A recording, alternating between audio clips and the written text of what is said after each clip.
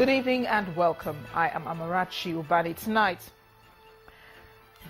the Wabba-Led faction of the Nigeria Labour Congress suspends its industrial action as the NLC gets set to resume negotiations with government.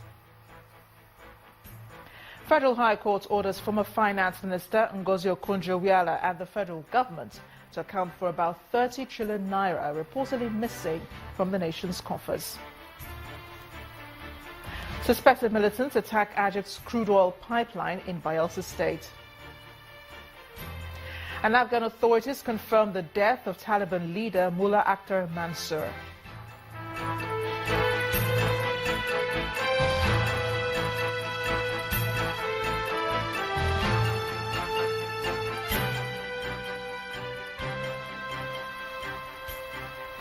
We begin tonight in Abuja, Nigeria's federal capital territory, where the Nigeria Labour Congress, the NLC, has suspended the industrial action it embarked upon on the 18th of May over the increase in pump price of fuel. After an emergency meeting of the National Executive Council of the Congress in Abuja today, the president of the Nigeria Labour Congress, Ayuba Wabba, says the strike has been suspended due to the intervention of the well-meaning Nigerians, including the national leader of the All Progressives Congress, Bola Tinubu. The Congress also says that it plans to resume negotiations with the federal government with a view to resolve the issues that prompted the strike action. In consideration of the above, NEC, after due consultation with its constituents, resolved to suspend with immediate effect the action it commenced on Wednesday, May 18, 2016. The action is thus hereby suspended. Congress will resume negotiation with the government on twin issue of hike in the tariff and increase in pump price of products and any other issue that may arise thereof.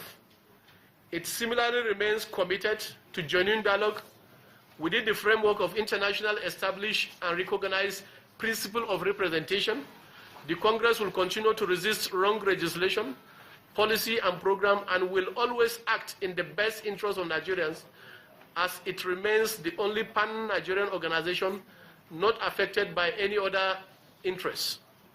The Congress urged government to play by the rules in its engagement with its constituent parts, stakeholders and non-state actors as proof of its commitment to deepen our democracy, and also in acknowledgement of the well-worn credo that what goes around comes around. The Congress also urged the citizens, especially the working class, to be vigilant at all times, as the price of freedom is eternal vigilance. NEC therefore commend those who took part in the action in one way or the other, and reaffirm its commitment to the struggle.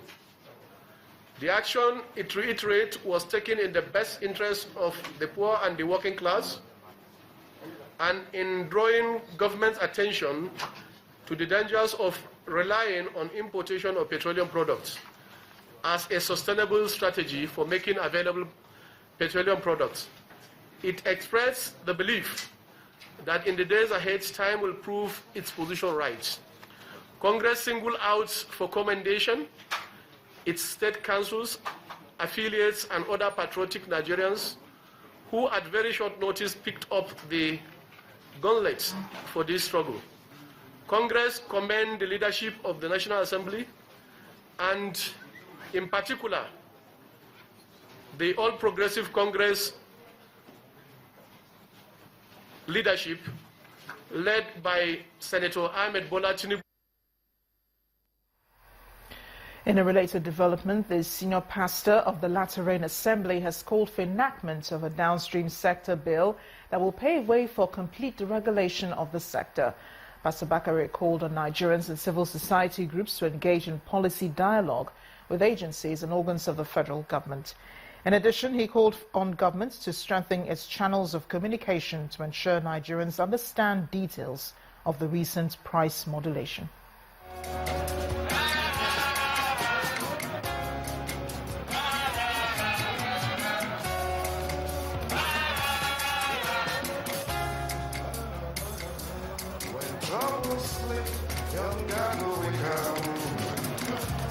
In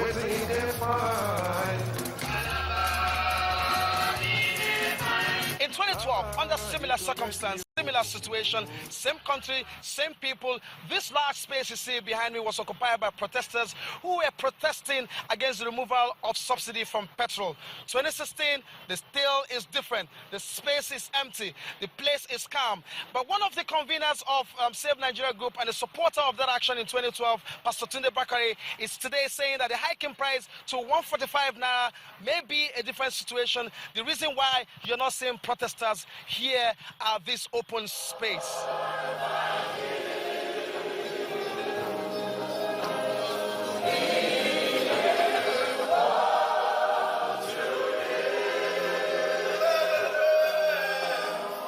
Like every other service day, the order of worship here at the Latter Rain Assembly got on the way as always, and nothing suggesting to any first-timer that the senior pastor will be delving greatly into the political space as his message to the people.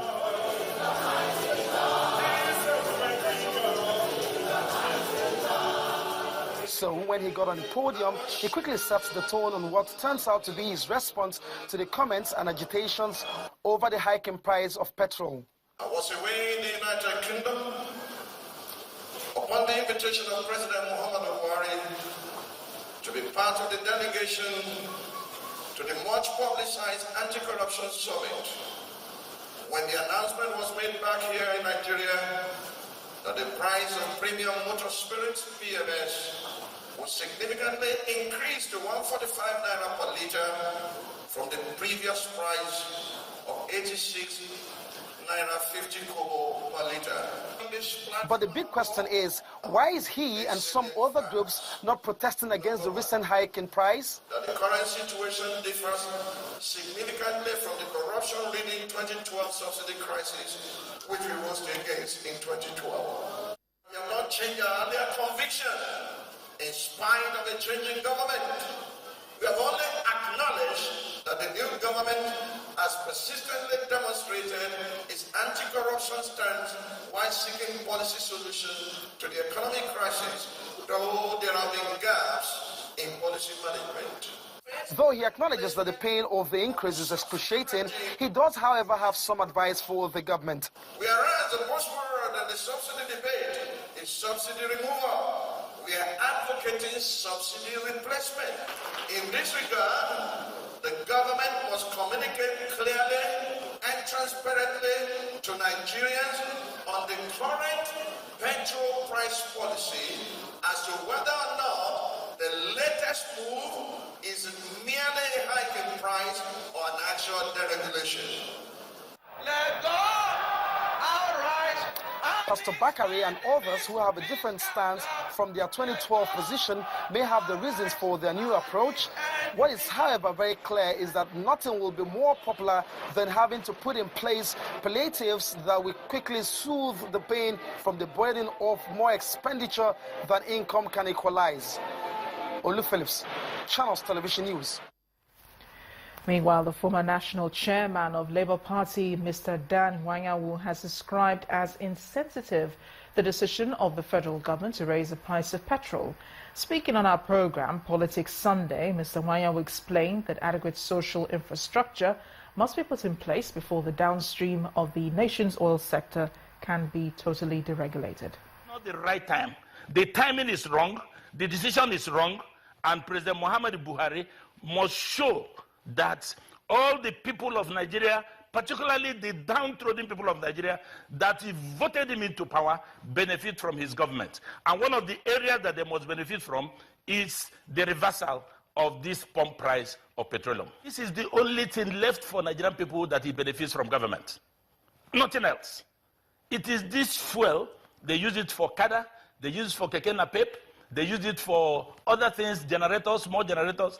That is the only thing you can hold today that the poor people, the oppressed, the suppressed people of Nigeria benefit from government. It has been removed. I am of the opinion that President Muhammadu Buhari can on his own reverse this decision. We can look for money from other sources. It is not enough for us to say, okay, we have to increase pump price of petroleum products. The people are suffering it. So government's duty is to refine it so that the people can use it. They should, in the name of God, drop this argument of importation. The more we continue to argue on importation, the price will continue to go up. Refine our consumption in Nigeria, and the price will go down. Staying with the story, the National Natural Oil and Gas Suppliers Association of Nigeria has directed its members to sustain full supply of oil and gas across the federation. Secretary of the association's Board of Trustees, Eddie Mosu, urged members of the association to shun any attempt to disrupt their production. Chief Mosu explains that the decision to remove subsidy is in the best interest of Nigerians. He describes as temporary the seemingly harsh impacts of the decision on the people. The association notes that the reforms being implemented in the oil and gas sector will make it more effective while promoting healthy competition. In part two, after the break, suspected militants attack Aji pipeline in Bayelsa State as MEND dissociates itself from the Niger Delta Avengers. Please stay with us.